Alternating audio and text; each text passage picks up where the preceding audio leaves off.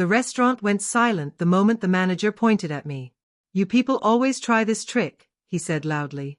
What he didn't realize was that the woman sitting quietly in the corner had just started recording. "My name is Naomi Carter. I'm a 32-year-old black woman living in Atlanta, Georgia. I work as a nurse at a small community clinic. My job isn't glamorous, but every day I help people who don't have anyone else looking out for them. That night, I just wanted dinner. It had been a long shift, 12 hours on my feet. Crying patients, exhausted families, and paperwork that never seemed to end. So I stopped at a small upscale restaurant downtown called Linden House. Nothing fancy. Just a quiet place where people wore suits and spoke in low voices. I ordered a grilled salmon plate and sweet tea. For the first 20 minutes, everything felt normal. But then, the bill came. And everything changed. The waiter placed the bill on the table without looking at me. I glanced down. $146. My eyebrows lifted. That didn't make sense. I had ordered one meal, one drink. So I politely waved the waiter back over. "Excuse me," I said gently. "I think there might be a mistake." He sighed. "Not the polite kind. The kind that says you're already annoying me." "What seems to be the problem?" he asked. "This bill includes 2 bottles of wine," I said. "I didn't order any wine." He looked at the receipt, then looked at me. Then his expression changed. "Well," he said slowly, "the table next to you ordered them." I blinked. "I understand," I said, "but it's on my bill." He shrugged. "That's what the system shows." Now people around us were starting to glance over. I kept my voice calm. "Could you please check again?" The waiter rolled his eyes and walked away. 5 minutes later, he came back with the manager. A tall white man in a black suit. He didn't greet me. Didn't ask what happened. He just stared. Then he said the sentence that made my stomach drop. "We've had situations like this before." I frowned. "What situations?" He crossed his arms. "Customers claiming they didn't order something after they already consumed it." A couple at the next table stopped eating. My chest tightened. "I didn't order any wine," I said firmly. He leaned closer.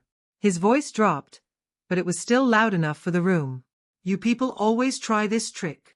The words hung in the air like smoke. My heart started pounding. I could feel dozens of eyes on me now. Embarrassment, anger, disbelief, all mixing together.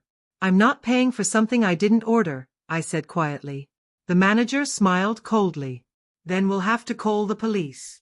For a moment, I couldn't breathe. Police. Over wine I didn't order.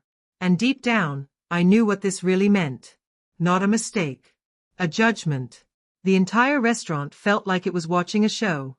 I could feel heat rising to my face. But before I could respond, a chair scraped across the floor behind me. A woman's voice spoke. "Actually, that won't be necessary." Everyone turned. In the corner booth sat an older woman with silver hair and glasses. She slowly stood up.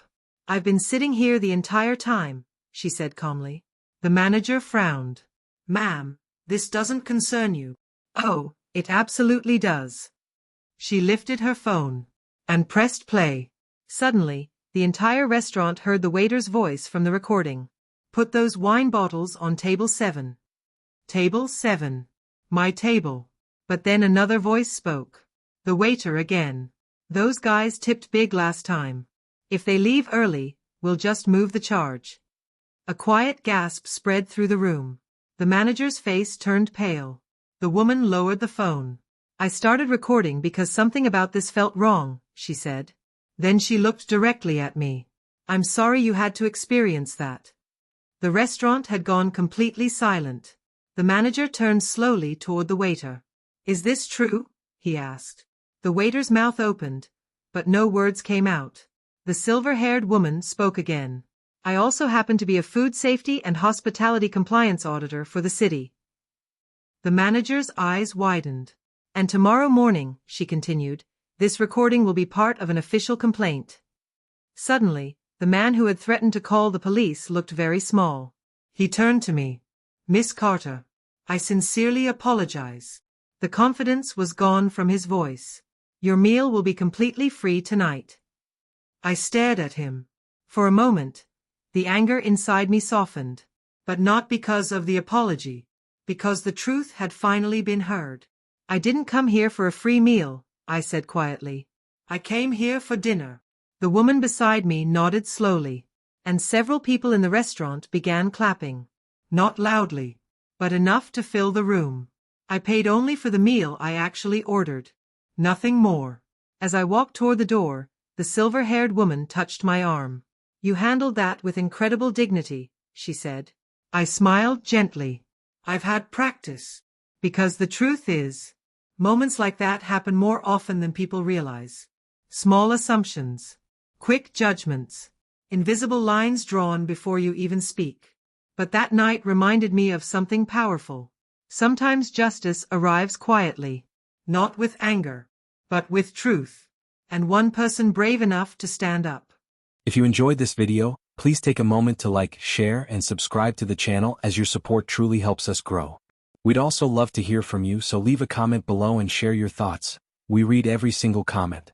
We are on a mission to reach 1,000 subscribers, and every bit of support brings us one step closer. Thank you for being part of Black Diaries and supporting the journey.